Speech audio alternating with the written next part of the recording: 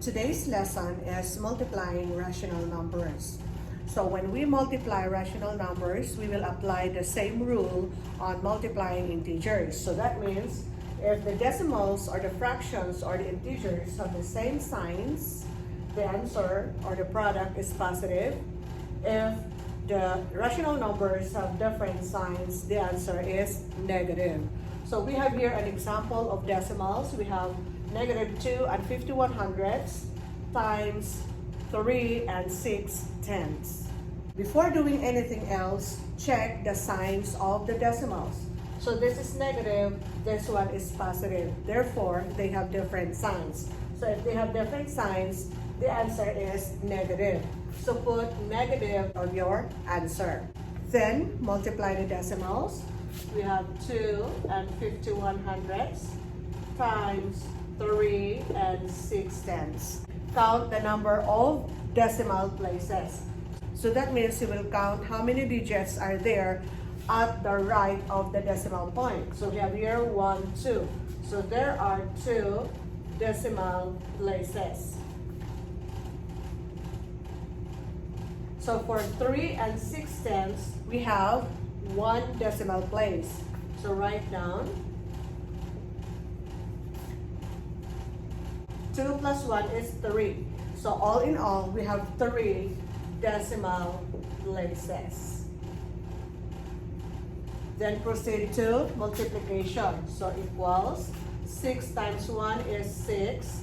6 times 5 is 30. Bring down 0, carry 3. 6 times 2 is 12, plus 3 is 15. Then 3 times 1 is 3. 3 times 5 is 15, carry 1. So 3 times 2 is 6, plus 1 is 7. Then add. So we have here 6, 3, 10, 7, 8, 9. Now, since we have 3 decimal places, count the digits from the right. So we have 1, 2, 3, and put the decimal point. So 3 decimal places, 1, 2, 3. So the answer is, since we are multiplying different signs, the answer is negative 9 and 36 thousandths. For example number 2, we are multiplying fractions. So as you can see, we have negative 1/3 times negative 2 and 3/4. So change mixed number to improper fraction. So we have 4 times 2 is 8, plus 3 is 11 over 4. Since this is negative, so bring down the negative sign, and then bring down negative 1/3. So when you multiply fractions, you will multiply numerator by its another numerator. So 1 times 11 is 11, and 3 times 4 is 12. Now, look at the signs. This is negative, this is negative. So if you multiply fractions with the same signs, the answer is positive. So the answer is positive 11 over 12. For example number 3, we are multiplying more than 2 fractions. So when we multiply more than 2 fractions, you apply the properties of multiplication.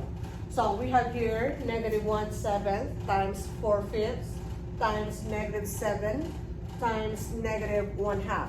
So you notice that there is one whole number.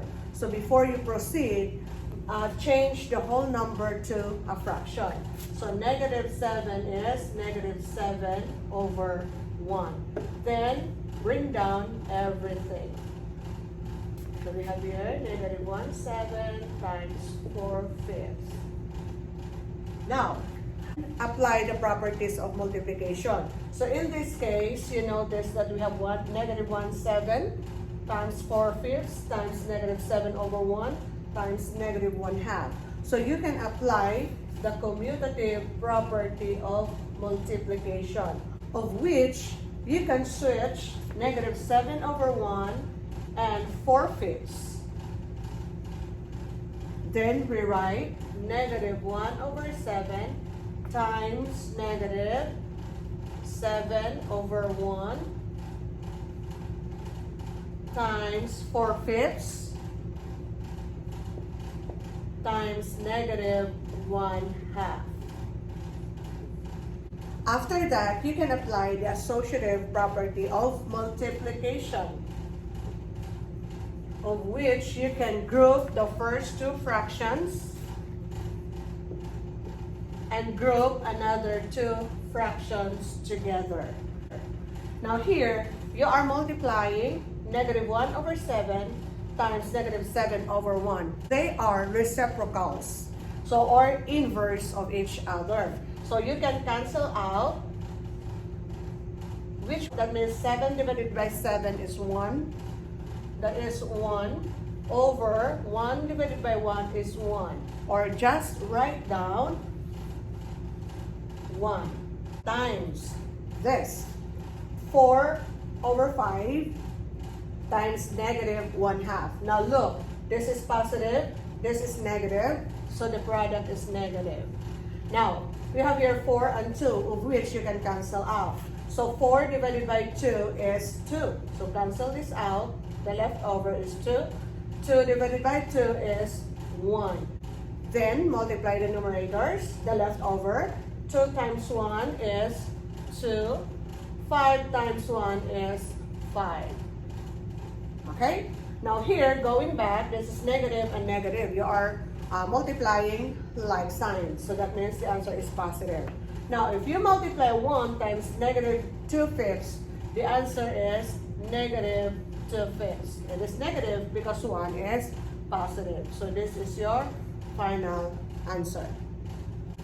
I hope you learned something from our lesson, multiplying rational numbers. I'll see you again in our next video.